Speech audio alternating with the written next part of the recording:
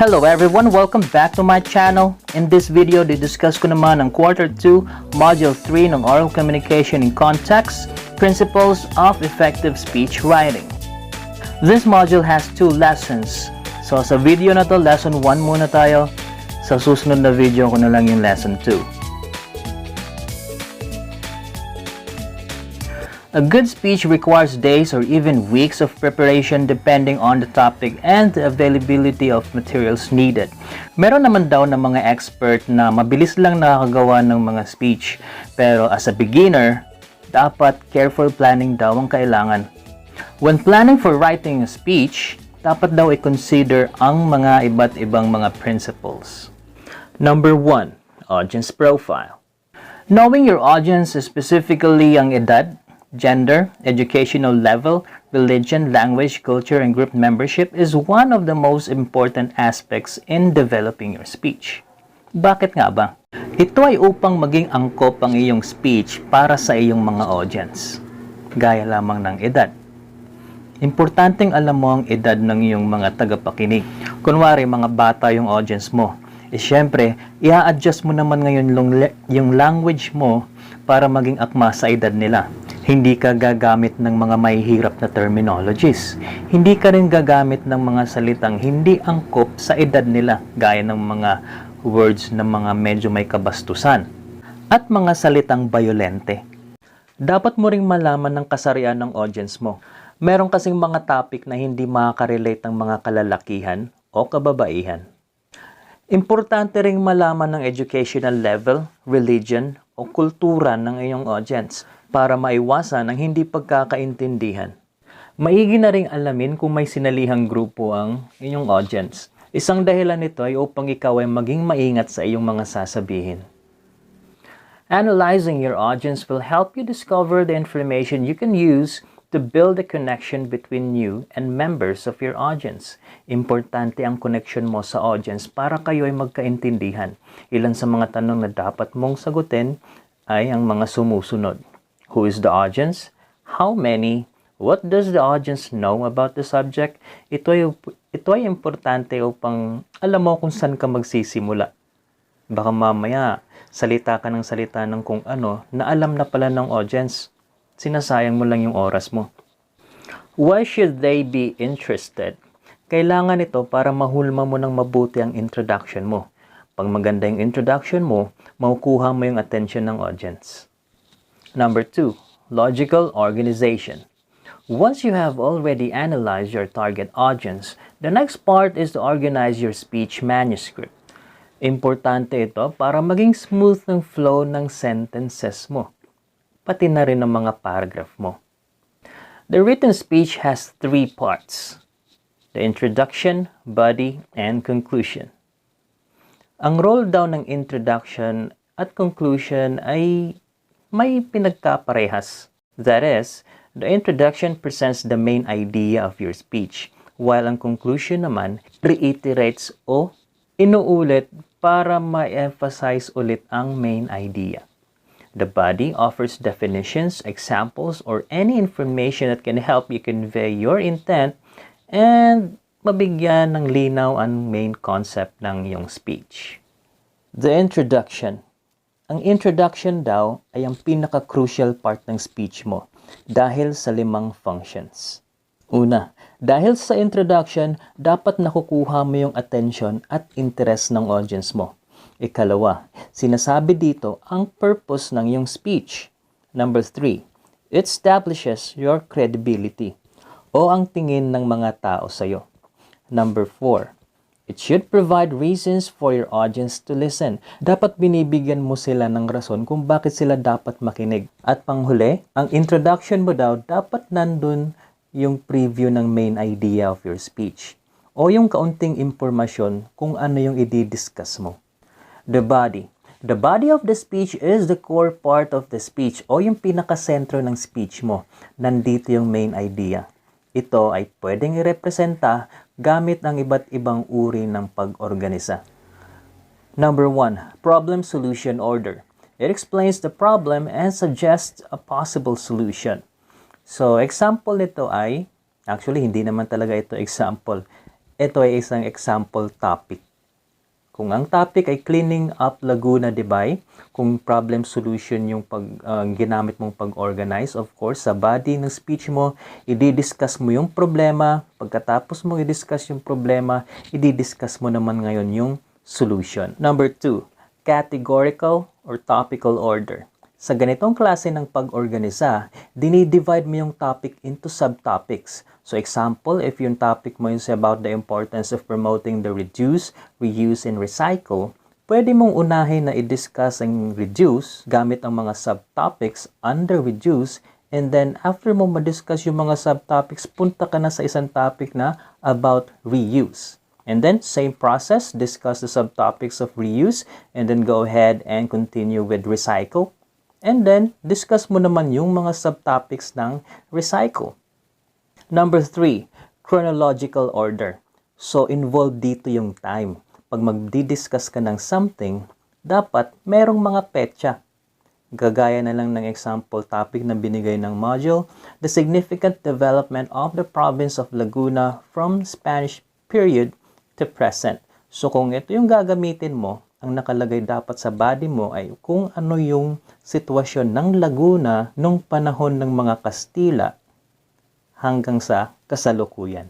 Number 4, comparison and contrast order. Pag sinabi natin comparison, pinopoint out mo yung kaparehasan ng dalawa. Pag sinabi namang contrast, pinopoint out mo naman yung kaibahan ng dalawa. So example topic, comparison between living in the city and life in the province. So kung comparison and contrast, again, i-discuss mo yung kaparehasan at kaibahan ng dalawa. Number 5, special geographical order. Sa ganitong paraan, magsusulat ka about sa isang lugar papunta sa ibang lugar.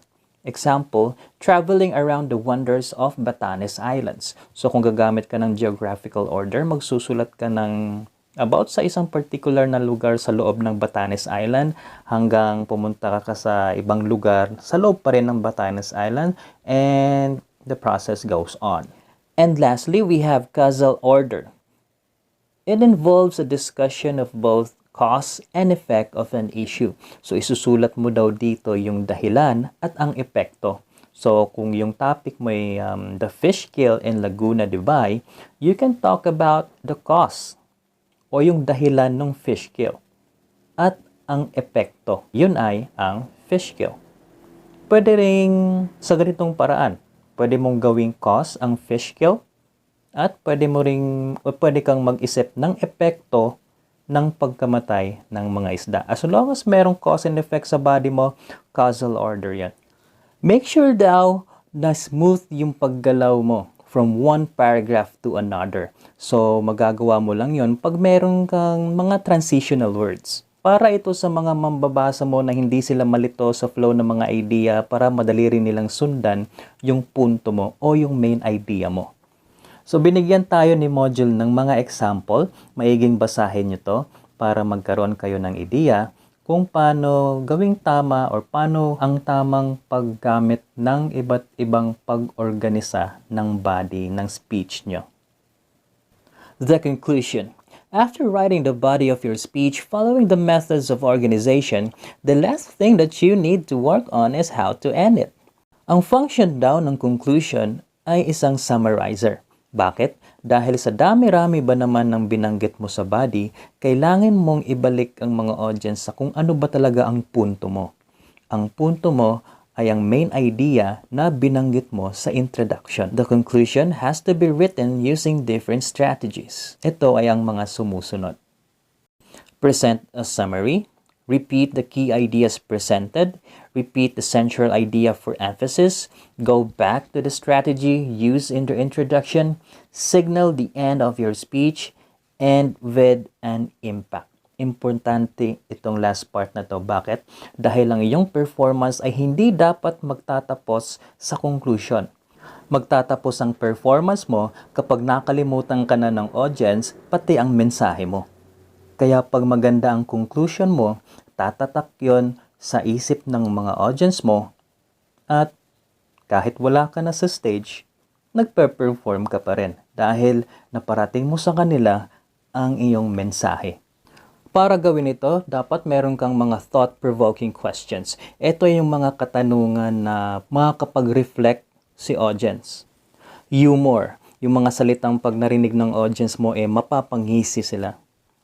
Quotation, a call for action, and a connection to a larger context. Ibig sabihin, kinokonekta mo ang inyong main idea sa isang mas malaking issue o another idea. According to the experts, dapat daw ang speech is up to 20 minutes. So, binigyan tayo ni module ng breakdown kung ilang minuto ka lang dapat magdi-deliver ng speech. But then again, remember, ang duration ay depende pa rin sa audience mo. Number 4, word choice. So, dapat daw sakto or tama ang paggamit ng mga salita para sa iyong mga audience. The use of conversational language daw helps put the audience feel at ease and creates a special bond between the speaker. So, actually gusto ko rin to. Pag merong speaker, gusto ko yung parang normal siyang taong nakikipag-usap sa audience. Kasi pag nangyari kasi yun, parang nakaka-feel ako ng connection sa kanya. So, ito yung mga words na dapat mo daw i-avoid sa speech. Letter A, yun yung mga jargons or technical terms na ginawa para sa specific group of people only. Example, sa mga doktor, sa mga tao nasa medical field, meron silang mga alam na terms na hindi alam ng mga engineer, siguro. Or meron ding mga terms na alam ng mga engineer na hindi siguro familiar ang mga doktor. So, ganun yung jargon. B, redundancy or excessive repetition of words. Huwag mo nang ulit-ulitin yung mga salita kasi sa katagalan, nakakainis na siya pakinggan. Malalaman mo na lang may tao nang naglilista kung ilan na ba yung pagkakasabi mo ng words na ganon. Letter C, language inappropriate for the audience. So, of course, kapag meron kang mga, again, paulit-ulit kong example, mga minor de edad na mga audience, then, iiwasan mo yung mga salitang offensive or bastos, so mga ganon. Letter D, language inappropriate for the occasion. Siyempre, kunwari pag magdi-deliver ka ng speech ng mga namatayan, tapos joke ka ng joke ng kung ano-ano na hindi na akma sa okasyon. Number 5 is grammatical correctness. Of course, kung magdi-deliver ka ng speech in English, make sure na ipa-proofread mo muna yung ginawa mo bago mo i-deliver in front of the audience kasi magiging kahiya-hiya kapag mali-mali yung grammar mo.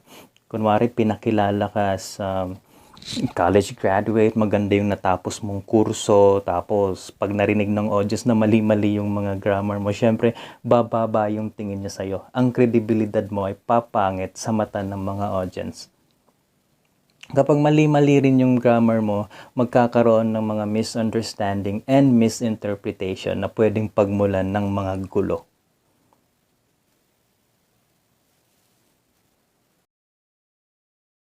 So, meron tayo ditong what I have learned. Number 1 question is, why is it important to analyze the audience profile before writing a speech? Kung nakinig kayo dun sa discussion ko at kung nabasa nyo ng maayos yung module, walang problema sa inyo to. Okay? Number 2, if you are going to write a speech about the advantage of homeschooling and the utilization of social media platforms in the learning continuity of students like you, what are the possible points that you will tackle in the body of your speech? Give at least 3 main points. So, heads up, ang sinasabi rito ay advantage. So, ibig sabihin, dapat puro positive yung isusulat mo or sasabihin mo.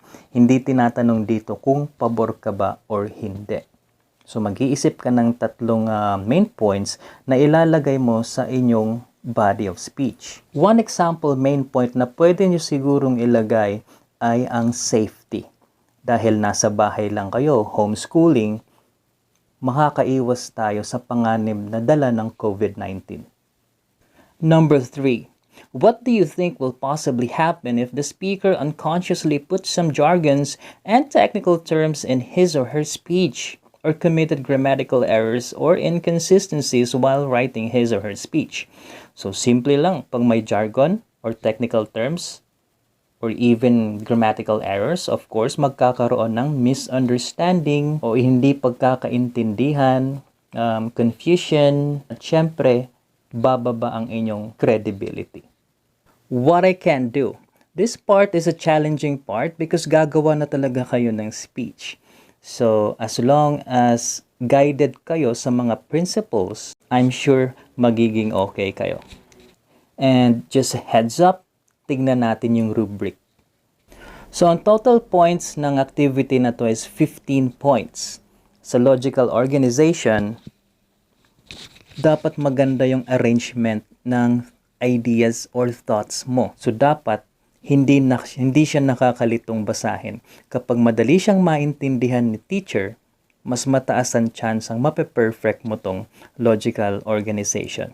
At syempre, huwag kalimutang gumamit ng mga different patterns of organizing. 'Di ba? Yung mga problem solution, topical, categorical, at iba pa. Huwag rin kalimutang gumamit ng maayos ng mga transition words. Gaya ng after that, because of it, this is due to, yung mga ganon. So, binigyan tayo ng module ng mga example. Mas magandang balikan nyo yung table na yun. So, word choice, dapat daw highly appropriate sa iyong target audience. So, yung mga target audience mo dito, siguro yung mga schoolmates mo. Iwasan paggamit ng mga jargon. Gumamit lang ng mga simple, mga acceptable words. Tandaan, ang iyong goal ay hindi magpa-impress ng audience sa mga technical words. Ang inyong goal is to transfer information at ang effective communication. Number 3, grammatical correctness. Dapat walang error sa grammar.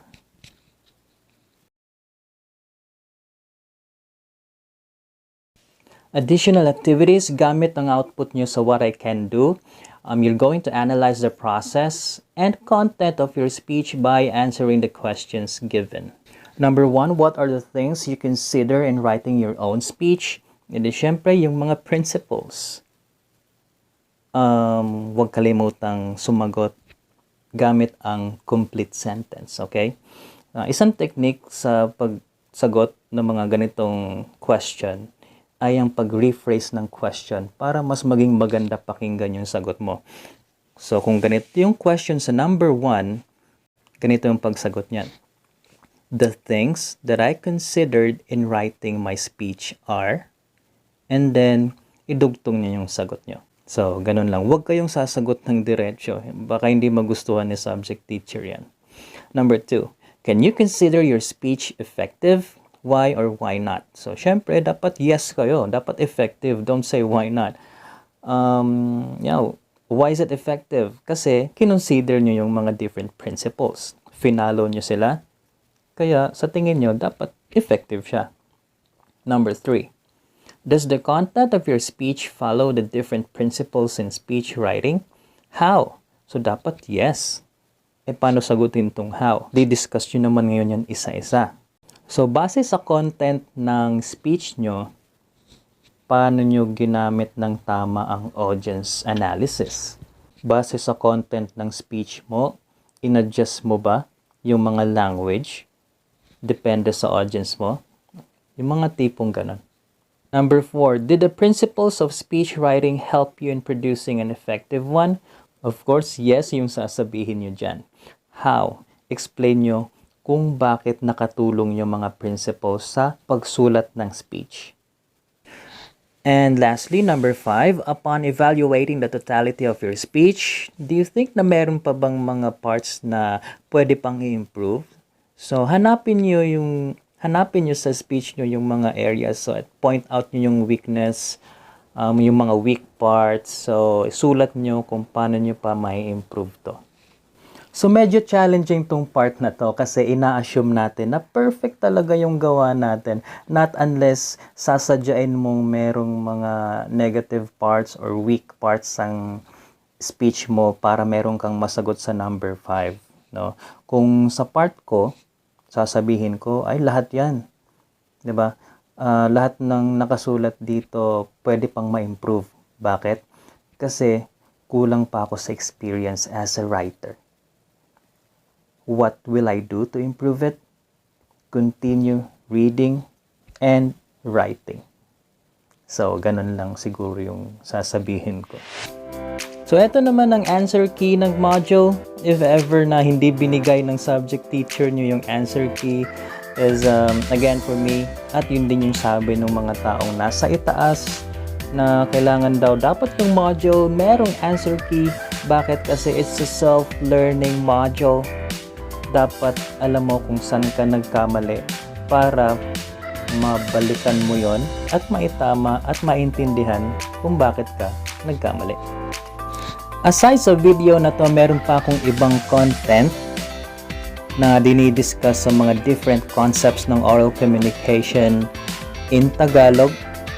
Kaya kung hindi nyo pa napanood yung mga content na yon, make sure to click on the videos on screen.